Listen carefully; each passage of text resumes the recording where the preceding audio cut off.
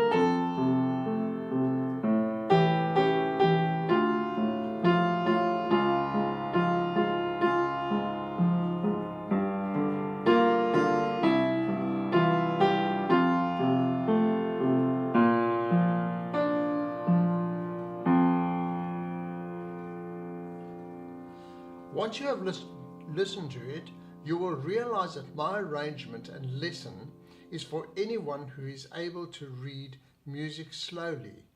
And this is quite normal because most people tend to read their music quite slowly. So thanks for inviting me into your home. After all, this is a lesson in your own home. You can buy the full lesson for you to keep for only $5 Australian. Once paid on PayPal, you can print your music and follow my lesson over and over again. You may even wish to write in some of the notes that's printed in the music. Okay, let's talk about the song and analyze it. The song is in the key of F major, which has one flat. That refers to, it's based on the scale of F major. If we play that with the notes between F and the octave up F, we will need to have a B flat to rectify the sound. Okay, so that is where if we don't do that, we're going to have this. See that sound, that didn't work out? So there it is, that's why we get the B flat in it. The timing is in 4/4 timing.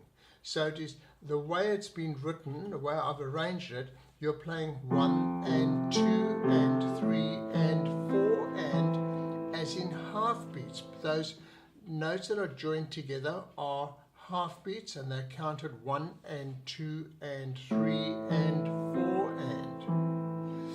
Also the song has 4 sections. And the 4 sections are made up, each of them have 8 bars. If you look at the beginning, you'll see that you have down on the third line, it says 7. Ignore that 1, I'll talk about that in a few moments. 7, 8, 9, and then you have a repeat sign. That's a thick line, thin line, and 2 dots that sends you back to the very beginning, where you have the opening section with a thick line and a thin line and the 2 dots. You carry on, you play through to bar 7, omit what it says, number 1, because that is part of the to do with the repeats, and you ignore that the second time. You'll see that at bar 10 you have a number 2, so you will follow on from bar 10. You'll go from bar 7 to bar 10, continue through 2 bars. You'll see a double line which indicates the beginning of a section, and that will be what we refer to as your center phrase. You continue with that until bar 19.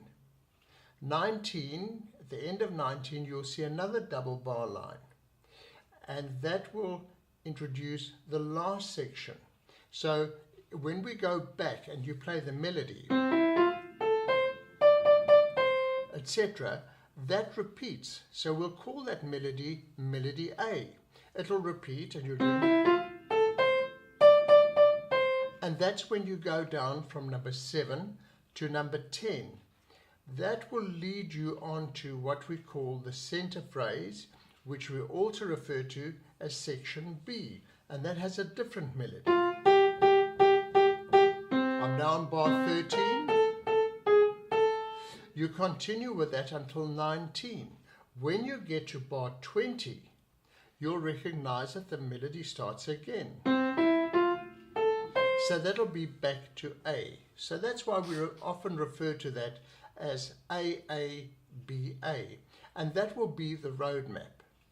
The other thing I want to mention to you is that you only have 7 chords. Chords being a group of notes that may harmonize, or played simultaneously, or played in the form of a run. So that is the run. You have 7 chords in total in the song, and those are F. So your notes are going, these are what you can write in, is F, C, A, and returning to the C. You have A minor, which is A, E, C, that's middle C, and back to the E. You then have B flat, F, D, and F.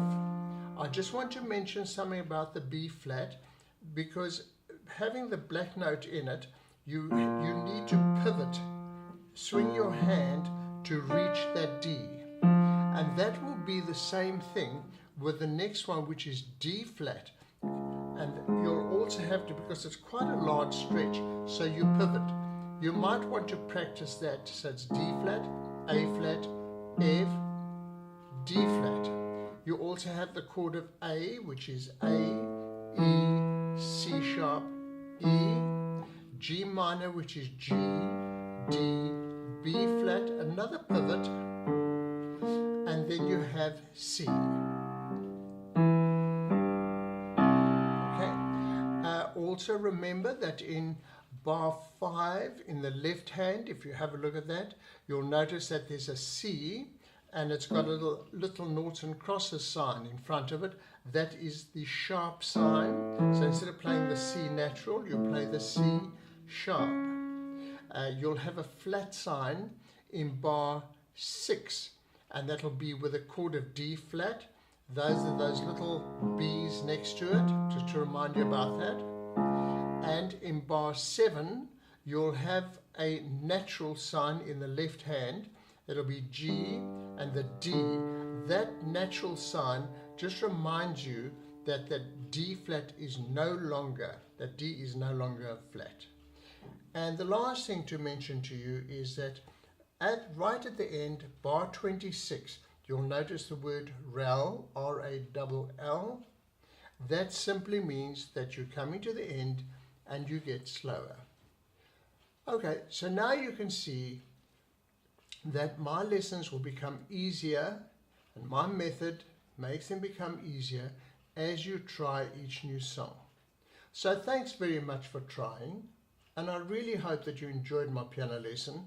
And also remember, there are new songs available all the time. So till we meet again, this is Len Brouwer.